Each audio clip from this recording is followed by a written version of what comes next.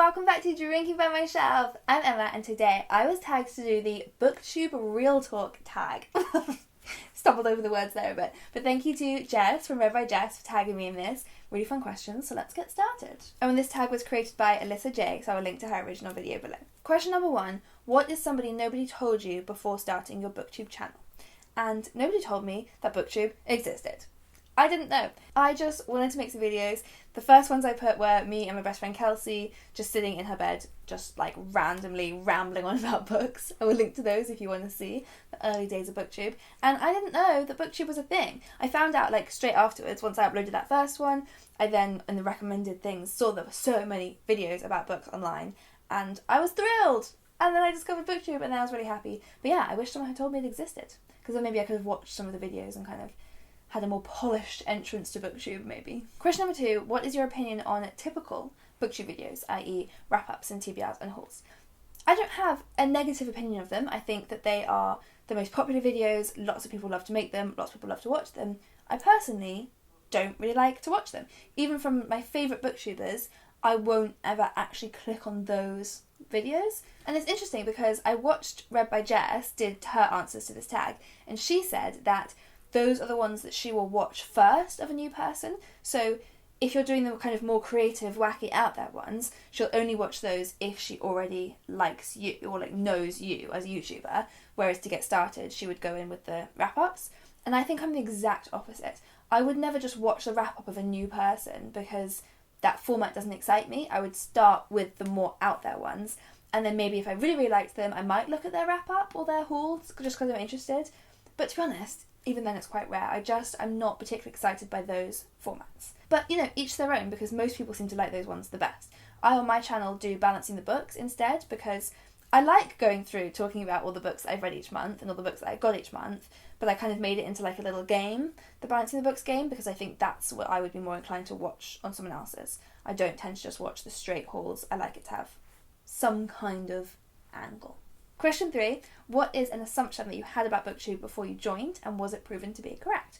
So as I said, I didn't have any assumptions about Booktubes because I didn't know that it existed.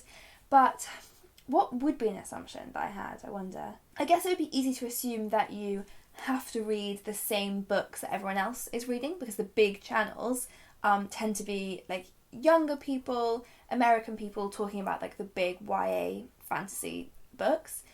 So I think it'd be easy to assume that Booktube is just that, and that if you're not reading that, you can't be part of it. And actually, that's so not true. I did start by subscribing to those because when I first discovered Booktube, those are the first ones that I found. And I do still actually really like those creators, even though I don't read those books. I really like Christine Riccio. I really like Tasha Pollis. I like their energy, and I think they're really fun and playful to watch.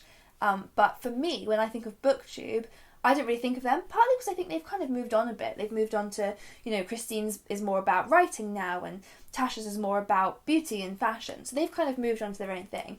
And when I think of Booktube, for me, I think of the more UK booktubers, the more adult booktubers who talk about like the literary fiction that I like to read. So smash that assumption, there isn't just one type of Booktube.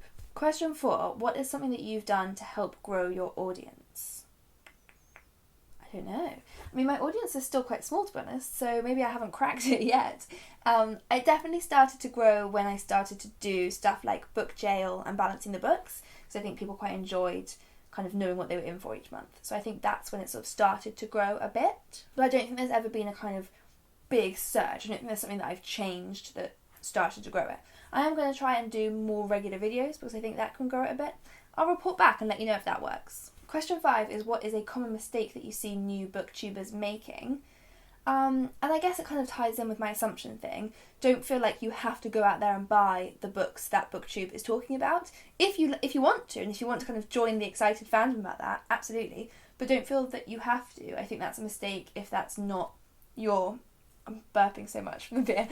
If that's not your favourite type of book, I think trust yourself that you have something new to bring to Booktube and that you can bring your valid opinions on the books that you like. So don't make the mistake of trying to mould yourself. Words of wisdom from Drinking by My Shelf. I guess that would be a mistake. Don't make your whole channel around drinking because it means that you have to end up drinking a lot. Question 6 is, what do you think of working with publishers or sponsors?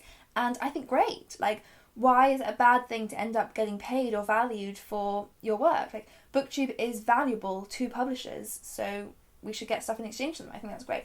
I think the problem a lot of people have is when you have like the big sponsors who will suddenly sponsor a ton of the big YouTubers to talk about a book, and you can tell it's quite artificial and it no longer feels like a genuine thing.